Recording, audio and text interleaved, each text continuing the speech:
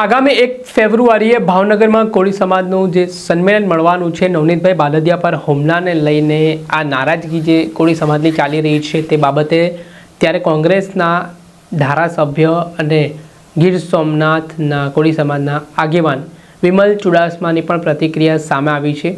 તેઓ આ સંમેલનને લઈને શું કહી રહ્યા છે અને એસઆઈટીની તપાસ બાબતે શું તેમણે વાત કરી છે, વિગતે વાત કરીએ। વૈષ્ણવજન તો તેને કહીએ જે પીડ પરાઈ જાનાને રે। નમસ્કાર દર્શક મિત્રો, નવજીવન ન્યૂઝમાં આપનું સ્વાગત છે। હું છું ફૈઝાન। કોળી સમાજના બગદાણાના આગેવાન નવનીત બાલદિયા પર હુમલાના કેસ મામલે હવે કોળી સમાજ લડી લેવાના મૂડમાં દેખાઈ રહ્યો છે। આ ઘટનાના સંદર્ભમાં આગામી 1 ફેબ્રુઆરીએ ભાવનગર ખાતે કોળી સમાજનું એક સંમેલન મળવા જઈ રહ્યું છે। ત્યારે આ સંમેલન બાબતે કોંગ્રેસના ગીર સોમનાથના ધારાસભ્ય વિમલ ચુડાસમા જેઓ કોળી સમાજના આગેવાન પણ છે તેમની પ્રતિક્રિયા સામે આવી છે, જેમાં તેમણે નિવેદન આપતા કહ્યું કે કોળી સમાજનું જે સંમેલન મળવા જઈ રહ્યું છે તેવી માહિતી તેમને મળી છે। ત્યારે તમામ રાજકીય પાર્ટીના કોળી નેતાઓ દ્વારા નવનીતભાઈને ન્યાય મળે તે માટે સાથ સહકાર આપવામાં આવ્યો છે।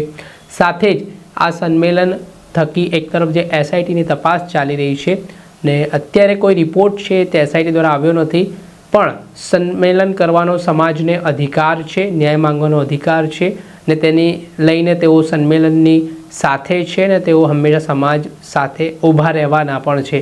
આ બાબતે કોળી આગેવાન વિમલ ચુડાસમાએ શું પ્રતિક્રિયા આપી છે આવનારા સંમેલન યોજવા બાબતે તે સાંભળો। મહાસંમેલન ભાવનગર ખાતે થવા જઈ રહ્યું છે, શું હકીકત શું આમાં થવું જોઈએ કે નહીં? તમારે બગદાણામાં જે ચાલી રહ્યું છે ત્યારે તમામ પાર્ટીના તમામ ધારાસભ્યો અને તમામ લોકોએ ત્યાં રજૂઆત સરકારને કરેલી છે।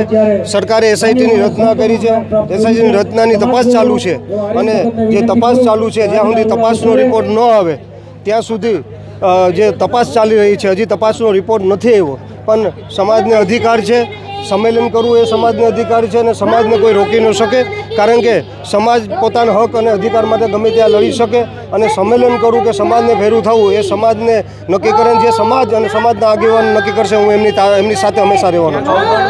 સમાજને એવું રાજકીય રીતે લાગી રહ્યું છે। એસઆઈટીનો રિપોર્ટ હજી આવ્યો નથી એટલે એ વિષય ઉપર આપણે કંઈ ન કહી શકાય। એસઆઈટીનો રિપોર્ટ આવ્યા પછી આપણે કહી શકાય। પહેલી તારીખે વિમલભાઈ ત્યાં હાજરી આપશે સમાજનું જે સંમેલન છે અને સમાજના આગેવાન દ્વારા અને ત્યાંના આયોજક દ્વારા જો મને આમંત્રણ દેવામાં આવશે, હું 100% હાજરી આપીશ। જે એસઆઈટીનો રિપોર્ટ જે છે એ એસઆઈટીનો રિપોર્ટ આવ્યા સિવાય કોઈ પણ અમે એની ઉપર કંઈ પણ વાત કરવી મને યોગ્ય નથી લાગતી। કોળી સમાજ છેલ્લા ઘણા સમયથી એવું કહે છે કે રાજકીય પ્રભુત્વ કોળી સમાજને પૂરતા પ્રમાણમાં જોઈએ એવું મળતું નથી।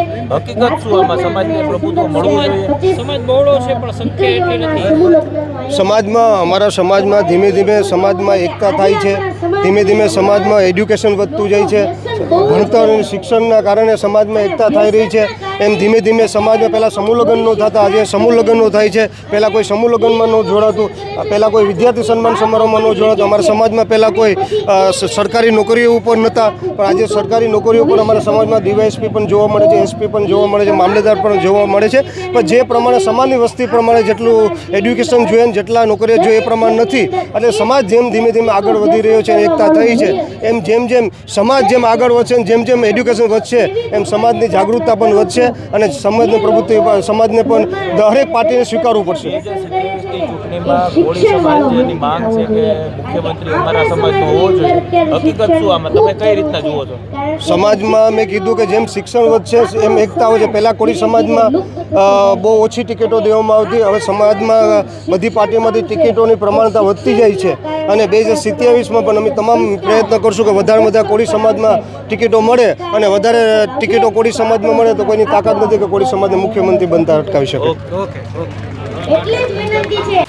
આપણે સાંભળ્યા હતા કોંગ્રેસના ધારાસભ્ય વિમલ ચુડાસમા, જે એક કોળી સમાજનું સંમેલનનું કાર્યક્રમ યોજાયું હતું તે દરમિયાન નવનીતભાઈ બાલદિયાના કેસ મામલે જે તેમની પ્રતિક્રિયા સામે આવી છે તેને લઈને તેમણે સમાજને પૂરેપૂરો સાથ સહકાર આપવાની વાત કહી છે। ત્યારે હવે જોવાનું રહ્યું કે આજે ભાવનગર ખાતે સંમેલન યોજવાનું છે તેમાં કયા દિગ્ગજ નેતાઓ છે તે ઉપસ્થિત રહેવાના છે। અને નવનીતભાઈ બાલદિયાને કઈ રીતે ન્યાય મળે છે. દર્શક મિત્રો, આવા જ નવા વિડીયો સાથે આપણે માહિતગાર કરતા રહીશું, એટલે નવજીવન ન્યૂઝ જોતા રહો.